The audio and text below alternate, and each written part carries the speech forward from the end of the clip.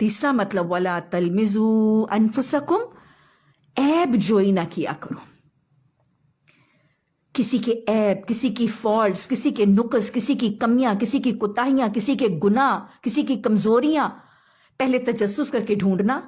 آگے ہی آئے گا وَلَا تَجَسَّسُوا، تجسس اور قرید اور ٹو نہ کیا کرو.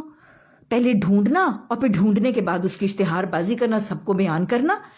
عیب جوئی نہ کیا کرو. عیب کیا ہوتے ہیں؟ کوئی گناہ کا کام کر رہا ہے، کوئی زیادتی کر رہا ہے، کوئی نافرمانی کا کام کر رہا ہے، کوئی اللہ کی حق، کسی بندے کی حق تلفی کر رہا ہے، تو یہ تو ایک گندا عمل ہے. گناہ کا عمل، نافرمانی کا عمل، ایک برائی، ایک گندا عمل ہوتی ہے. اور قرآن ہمیں کیا سکھاتا ہے؟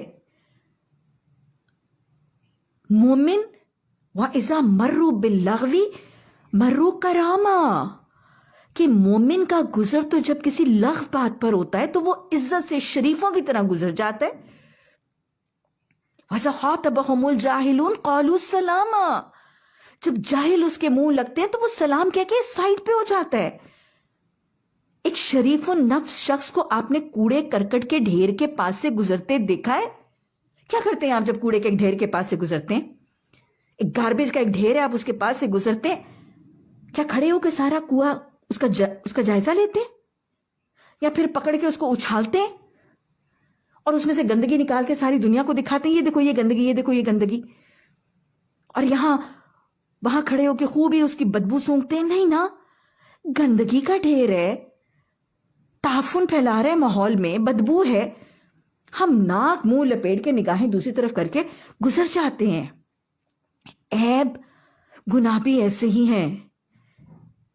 لوگوں کے عیبوں کی تجسس بھی نہیں کرنی، قرید بھی نہیں کرنا، ٹو بھی نہیں لگانی، اور اگر پتہ چل جائے تو اس پر پردہ ڈالنا اور گزر جانا ہے شریفوں کی طرح.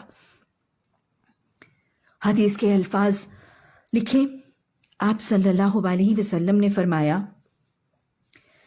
کہ جب کوئی شخص کسی کے عیبوں کے پیچھے لگتا ہے، جب کوئی شخص کسی کے عیبوں کے پیچھے لگتا ہے تو اللہ سبحانہ تعالیٰ اس کے عیبوں کے در پہ ہو جاتا ہے، یہاں تک کہ اس کو اپنے گھر میں بھی ذلیل اور رسوا کر دیتا ہے. یہ ہے عیب جوئی.